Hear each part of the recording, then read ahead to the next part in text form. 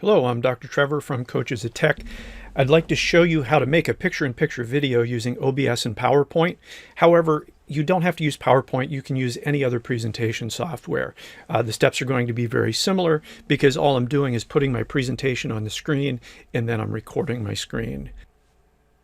So the big question is, why do we want to do picture-in-picture? The main reason is that as primates, we like to see other primates. If you have students in your online class, they need some type of a connection to the class. If you're on video, that helps foster that communication. Now, one thing to notice, you don't always have to be in the picture. Being on the video actually makes the editing just a little bit more challenging. So sometimes you might want to take yourself out, put yourself back in. The software that we're using to do this makes that relatively easy. Okay, the other thing is that when you do this, you have to put a little bit more effort into your recording. First of all, you have to get a shower, you have to comb your hair, all those fun types of things. Now, the software that we're going to use to do this is called Open Broadcaster Software. It's like a broadcast studio control room. You set up different scenes. You can see my scenes right here. This is the one that I actually use when I'm teaching, so it's a little bit more elaborate than what I'm going to show you. But within each of these scenes, you've got sources, and allows you to do fancy green screen tricks like I've got shown here, where I can actually take everything out and be right on top of the screen. This video is about just putting yourself up in the corner in a picture. So a scene is basically a source or a collection of sources that's going to show up in your program area. The sources are individual things like your camera, your microphone. It can be a part of the screen. It can be a picture. Just about anything that you want to do here. You can put multiple sources within a scene, and then the scene is what goes out into the world. You've got some controls and outputs.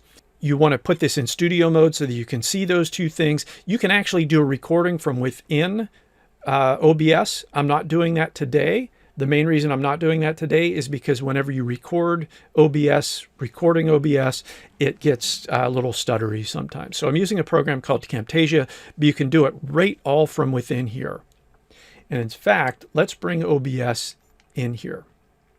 So this is what the software looks like. Here are my scenes. Here are my sources. Right now, the preview is showing my camera. I can transition that to show myself. So I've got these already set up, but it's very easy to add a new scene in. So you just hit scene, type what the name of it is that you want, and you're good to go. So if I hit OK, you can see my new scene is there. And then within this scene, I can add whatever I want. I can add a display capture. In this case, I've already set it up to grab my center monitor. You just got to select that, and there you go. Now, I've already done that, but I've done that for my presentation software. Now, my presentation software is right here in the middle of my screen on my center screen. So I've got PowerPoint running. I'm sending it right here so that you can see it. In fact, if I end the show, there's my PowerPoint and my desktop and everything right behind it. So let's get back up, get the screen running again, bring OBS right back in here. One of the nice things about OBS is that I can bring things in and out very quickly. So if you're sharing something on WebEx, you know that it takes a moment for it to grab the screen that you want to do. Whatever your camera's sending out is exactly what it's going to send out.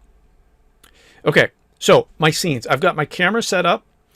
I've got my video all adjusted the way I want it to be. And then I'm going to go and set up my presentation software.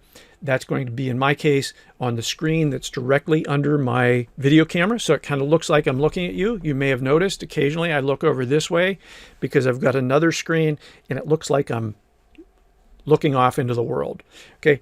When I look here, it helps make it look like I'm looking at you. Now, of course, my screen's down here, so it's not perfect, but you've got that eye contact, or mostly eye contact. Every once in a while, I like to just look up into the camera, wave, use my hands a little bit. Okay, the magic happens here in the picture-in-picture screen. What I've done here is I've actually got my camera. I brought that in as a source. In fact, let me do that down here again in scene 2. I'm going to add my camera as a source. But I'm doing it as the scene. The scene that I'm doing is the camera. Okay, so there it is.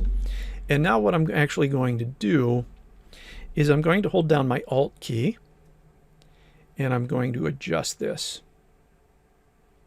Okay, notice with the Alt key, I'm actually changing the amount of picture that's being shown, and you can show what's underneath it. If I move the camera underneath, it's gone. I need to put that right up on top. Okay, and then I'm going to bring this down so you don't have to see everything above me, and I can make this a little bit more compact. You don't want to zoom in here too much, because if you move out of the camera, you're out of the camera.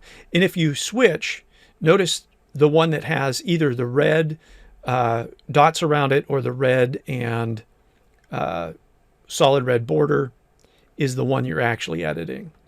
So you might have to click around a little bit. There's my camera. Let me open that up a little bit.